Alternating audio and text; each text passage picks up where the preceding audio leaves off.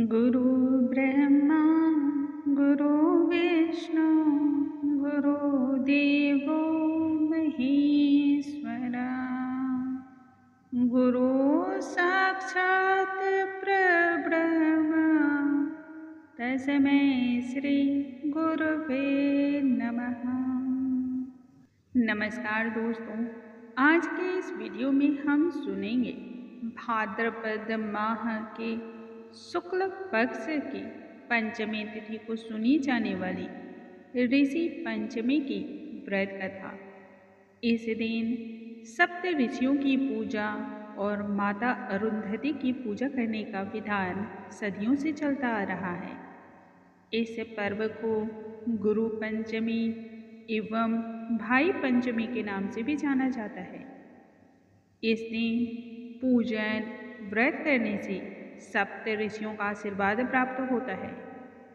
गंगा स्नान करने से जिस प्रकार से व्यक्ति को सभी पापों से मुक्ति मिलती है, ठीक उसी प्रकार से महिलाओं को संपूर्ण पापों के नाश के लिए इस व्रत को करना अति आवश्यक माना जाता है। ऋषि पंचमी के दिन सप्त ऋषियों की पूजा की जाती है। इस दिन ऋषि कश्यप, अत्रि, भारद्वाज, वशिष्ठ, गौतम, जमदग्नि और विश्वामित्र की पूजा अर्चना की जाती है, क्योंकि ये सभी ऋषि भगवान ब्रह्मा, विष्णु और महेश के अंश माने जाते हैं। इस व्रत को करने से और सप्त ऋषियों की पूजा करने से जीवन के सभी पापों से मुक्ति होकर के सुख, शांति और समृद्धि प्राप्त होती है।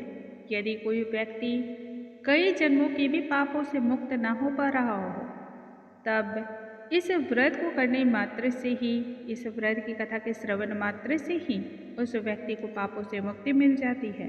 ऋषि पंचमी व्रत धारण करने के लिए सुबह सवेरे उठ करके गंगा या फिर पवित्र नदियों में स्नान करना चाहिए।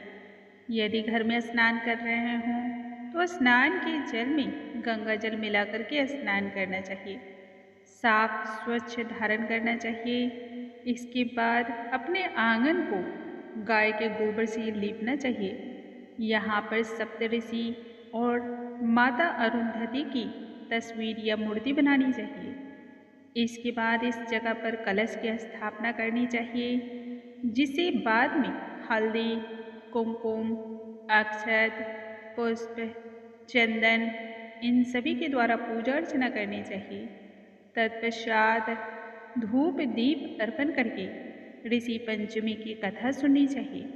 फिर 7 ब्राह्मणों को सप्त ऋषि मान करके उन्हें सप्रेम भोजन कराएं और दक्षिणा दें।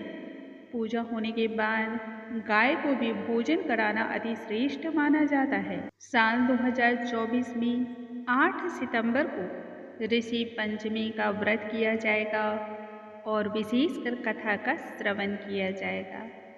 ऐसा करने से महिलाओं को माहवारी के दौरान जाने अनजाने में जो भी धार्मिक गलतियां होती हैं, उनसे मुक्ति मिलती है।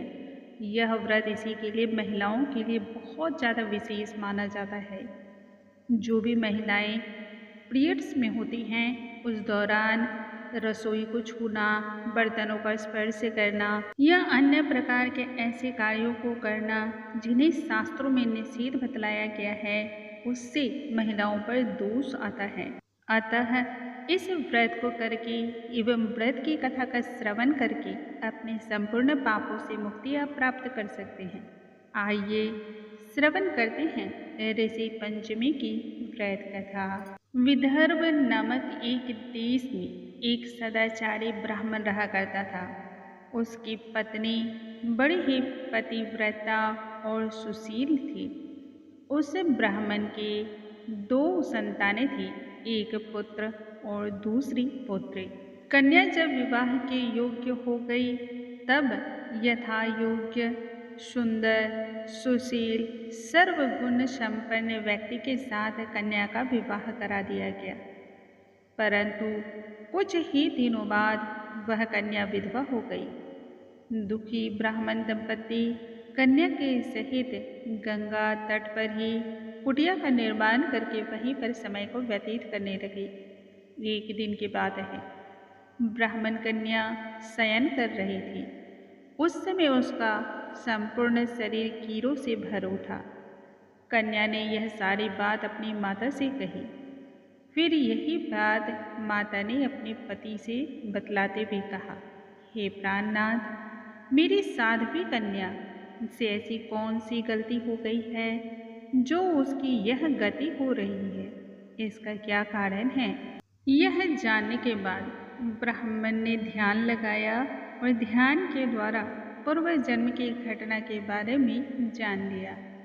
अतः उसने ब्राह्मणी को बतलाया, पूर्व जन्म में यह कन्या ब्राह्मणी थी। इसने रजस्वला होते हुए भी बर्तन का स्पर्श कर दिया था। इस जन्म में भी इसने लोगों की देखा देखी ऋषि पंचमी के व्रत को धारण नहीं किया है।